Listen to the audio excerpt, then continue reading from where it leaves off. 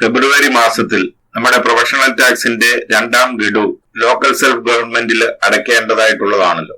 Employees കൂടുതലുള്ള സ്കൂളുകളിൽ എങ്ങനെയാണ് പ്രൊഫഷണൽ ടാക്സിന്റെ സ്റ്റേറ്റ്മെന്റ് സ്പാർക്കിൽ നിന്നും എടുക്കാൻ കഴിയുന്നതെന്ന് നമുക്ക് നോക്കാം.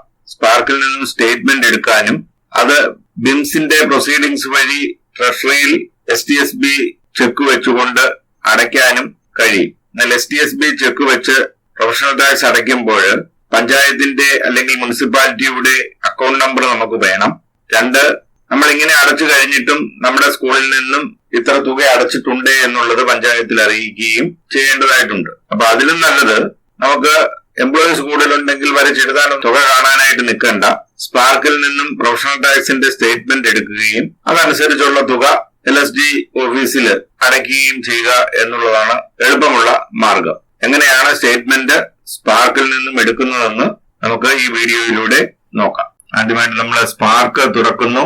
അതിനുശേഷം സാലറി മാറ്റേഴ്സിൽ പ്രോസസിംഗിൽ പ്രൊഫഷണൽ ടാക്സ് കാൽക്കുലേഷൻ എന്ന മെനുവിൽ ക്ലിക്ക് ചെയ്യുന്നു. അവിടെ DDO കോഡ്, ബിൽ ടൈപ്പ് എന്നിവ നൽകി കഴിയുമ്പോൾ രണ്ട് ഓപ്ഷൻ കാണാം: ഇൻക്ലൂഡ് പ്രൊഫഷണൽ ടാക്സും റിമൂവ് എക്സിസ്റ്റിംഗ് ടാക്സും. അതിൽ ആദ്യമേ നമ്മൾ ചെയ്യേണ്ടത് റിമൂവ് എക്സിസ്റ്റിംഗ് പ്രൊഫഷണൽ ടാക്സ് എന്നുള്ളതിൽ ക്ലിക്ക് ചെയ്ത് മുമ്പ് നമ്മൾ എപ്പോഴെങ്കിലും ടാക്സ് കണക്കാക്കിയിട്ടുണ്ട് എങ്കിൽ അവ ഡിലീറ്റ് ചെയ്യുകയാണ് വേണ്ടത്. അതിനുശേഷം ഇൻക്ലൂഡ് പ്രൊഫഷണൽ ടാക്സ് എന്നത് ക്ലിക്ക് ചെയ്യുന്നു. അവിടെ സെക്കൻഡ് ഹാഫ് ആണോ ഫസ്റ്റ് ഹാഫ് ആണോ എന്ന് ചോദിക്കും.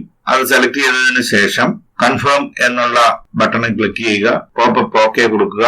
എംപ്ലോയീസിന്റെ പേര് വരും. പ്രിന്റ് പ്രൊഫഷണൽ ടാക്സ് ഡിഡക്ഷൻ എന്നതിൽ ക്ലിക്ക് ചെയ്യുമ്പോൾ നമ്മുടെ പ്രൊഫഷണൽ ടാക്സിന്റെ സ്റ്റേറ്റ്മെന്റ് നമുക്ക് ഡൗൺലോഡ് ആയി വരുന്നുണ്ടാവും. ഇത്രയും ചെയ്ത് കഴിയുമ്പോൾ ഈ പ്രൊഫഷണൽ ടാക്സ് കൂടി നമ്മുടെ സാലറി ബില്ലിനകത്ത് ഇൻക്ലൂഡ് ആയിട്ടുണ്ടാവും. അപ്പൊ നമ്മൾ സാലറിയിൽ കൂടെ അല്ല പ്രൊഫഷണൽ ടാക്സ് അടയ്ക്കുന്നതെങ്കിൽ വീണ്ടും സാലറി മാറ്റേഴ്സ് പ്രോസസിംഗിൽ പോയിട്ട് പ്രൊഫഷണൽ ടാക്സ് കാൽക്കുലേഷൻ എന്നതെടുത്ത് DDO കോഡും മറ്റും കൊടുത്ത് റിമൂവ് പ്രൊഫഷണൽ ടാക്സ് എന്നുള്ളത് ക്ലിക്ക് ചെയ്ത് നമ്മൾ കാൽക്കുലേറ്റ് ചെയ്ത പ്രൊഫഷണൽ ടാക്സ് റിമൂവ് ചെയ്തു എന്ന് ഉറപ്പാക്കണം. അല്ലാത്ത പക്ഷം നമ്മൾ ഈ മാസത്തെ ബില്ല് പ്രോസസ് ചെയ്യുമ്പോൾ അതില് പ്രൊഫഷണൽ ടാക്സ് കടന്നു വരുന്നുണ്ടാവും. ഇനി നമ്മൾ ബില്ലിൽ കൂടെ തന്നെയാണ് ടാക്സ് അടയ്ക്കാൻ തീരുമാനിക്കുന്നതെങ്കിൽ അങ്ങനെ ബിംസ് വഴി ഒരു പ്രൊസീഡിങ്സ് തയ്യാറാക്കി STSB ചെക്ക് ഒരെണ്ണം വെച്ച് ട്രഷറിയിൽ കൊടുക്കണം.